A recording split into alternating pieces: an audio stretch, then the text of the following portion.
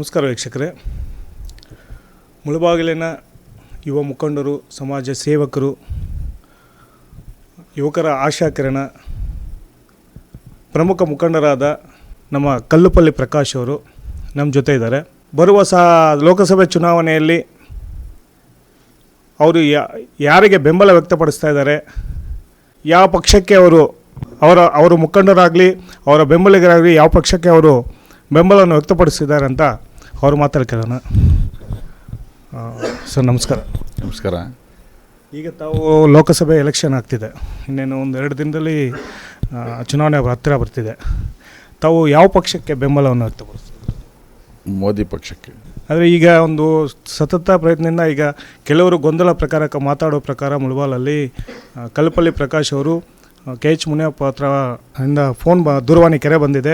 ಅವರೆಲ್ಲ ಮಾತಾಡಿದ್ದಾರೆ, ಆದರೆ ಅವರೆಲ್ಲ ಸಿಟ್ಟಿಂಗ್ ಆಗಿ ಎಲ್ಲ ಮಾತಾಡ್ತಾ ಇದ್ದಾರೆ.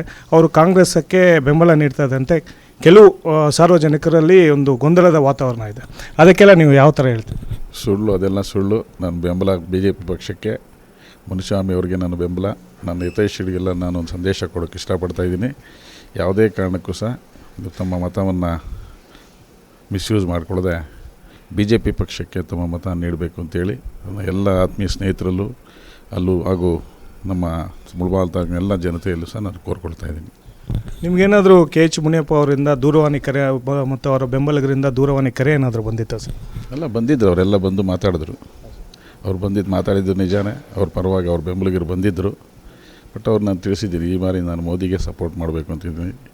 ಈ ದೇಶದ ಒಂದು ಹಿತದೃಷ್ಟಿಯಿಂದ ನಾನು ಮೋದಿಗೆ ಬೆಂಬಲ ಕೊಡಬೇಕು ಅಂತ ತೀರ್ಮಾನ ತಗೊಂಡಿದ್ದೀನಿ.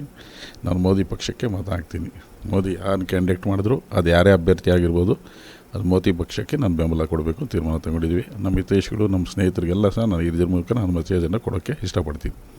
ಈಗ ಆದರೆ ಲೋಕಸಭಾ ಅಭ್ಯರ್ಥಿ ಮುನ್ಸಾಮ್ ಆಗಿದ್ದಾರೆ. ನಿಮಗೇನಾದರೂ ದೂರವಾಣಿ ಕರೆ ಮಾಡಿ ನಿಮ್ಮ ಹತ್ರ ಬಂದು ನಿಮ್ಮ ಮುಖಂಡತ್ವವನ್ನು, ನಿಮ್ಮ ಬೆಂಬಲಿಗರನ್ನು ನಮಗೆ ವೋಟ್ ಕೊಡಿ ಅಂತ ಕೇಳಿದ್ದಾರೆ ಸರ್? BJP ಪಕ್ಷದವರಾಗಲಿ ಮುಖಂಡರಾಗಲಿ ಯಾರಾದರೂ ನಿಮ್ಮವರೆಗೂ ಬಂದಿದ್ದಾರೆ ಸರ್?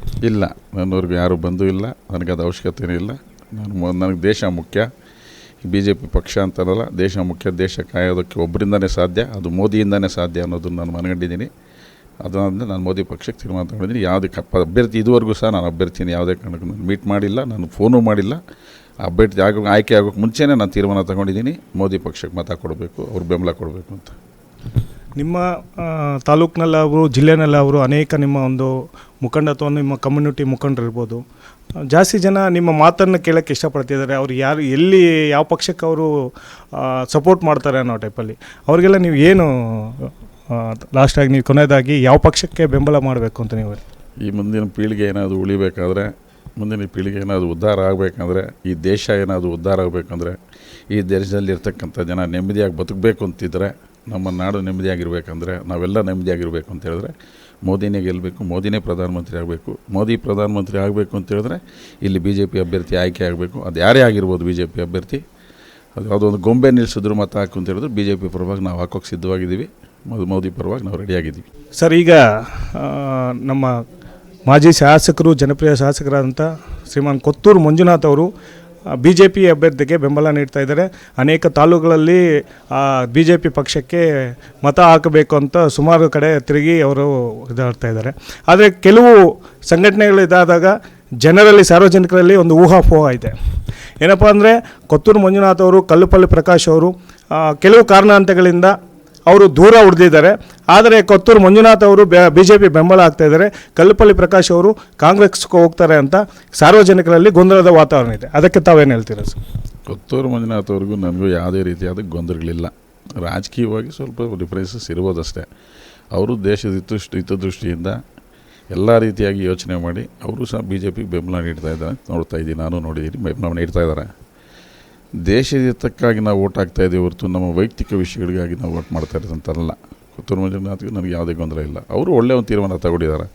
ದೇಶದ ಹಿತದೃಷ್ಟಿಯಿಂದ ಮೋದಿನೇ ಪ್ರಧಾನಮಂತ್ರಿ ಆಗಬೇಕು ಅನ್ನೋ ಒಂದು ಅಭಿಪ್ರಾಯದಿಂದ ಅವರು ಒಳ್ಳೆಯ ತೀರ್ಮಾನ ತಗೊಂಡಿದ್ದಾರೆ. ಜಿಲ್ಲೆಯಲ್ಲೂ ಅದೇ ರೀತಿಯಾಗಿ ಕಾಂಗ್ರೆಸ್ ಮುಖಂಡರು, ಅನೇಕ ಮುಖಂಡರು ಮೋದಿ ನಾಯಕತ್ವವನ್ನು ಒಪ್ಕೊಂಡಿದ್ದಾರೆ. ಅದೆಲ್ಲ ಸಂತೋಷ ವಿಷಯನೇ. ಅದೇ ರೀತಿ ನಾವು ಸಹ ನಮ್ಮ ಭಿನ್ನಾಭಿಪ್ರಾಯಗಳು ಏನೂ ಇಲ್ಲ. ಅಂಥದ್ದು ಇದ್ದರೂ ಸಹ ಇಂಥ ವಿಷಯದಲ್ಲೇ ಸಮಯದಲ್ಲಿ ತೋರಿಸುವಂಥ ಅವಶ್ಯಕತೆ ಇಲ್ಲ. ದೇಶದ ಹಿತದೃಷ್ಟಿಯಿಂದ ಎಲ್ಲ ಒಂದಾಗಬೇಕು. ನಾವೆಲ್ಲ ಒಂದಾಗಿ BJP ಅಭ್ಯರ್ಥಿನ ಗೆಲ್ಲಿಸಿ ಮೋದಿ ಕೈಯನ್ನು ಬಲಪಡಿಸಬೇಕು ಅಂತ ನಾನು ಅಂದ್ಕೊಂಡಿದ್ದೀನಿ.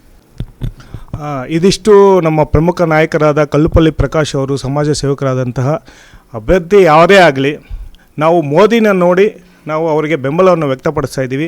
ಇದುವರೆಗೂ ಯಾವುದೇ BJP ಮುಖಂಡರಾಗಲಿ ನಾಯಕರಾಗಿ ತಮ್ಮೊಂದು ಬಂದಿಲ್ಲ. ಆದರೆ ಕಾಂಗ್ರೆಸ್ ಅವರು ಬಂದಿದ್ದರು. ಆದ್ರೂ ಕಾಂಗ್ರೆಸ್ ಅವರಿಗೆ ನಾನು ತಿರುಗೇಟು ಕೊಟ್ಟು ನನಗೆ ಯಾವುದೇ ಇದಕ್ಕೆ ನಾನು ಕಾಂಗ್ರೆಸ್ಗೆ ಬೆಂಬಲ ಕೊಡೋದಿಲ್ಲ. ನಾನು BJP ಈ ದೇಶದ ಹಿತಕ್ಕಾಗಿ, ಈ ದೇಶದ ರಕ್ಷಣೆಗಾಗಿ ಮಾಡುತ್ತಿರುವ ಮೋದಿಗೆ ನನ್ನ ಸಪೋರ್ಟು ಅಂತ ಹೇಳ್ತಿದ್ದಾರೆ. ಅವರಿಗೆ ನಮ್ಮ ಧನ್ಯವಾದಗಳನ್ನು ತಿಳಿಸ್ತಾ ಇದ್ದೀನಿ.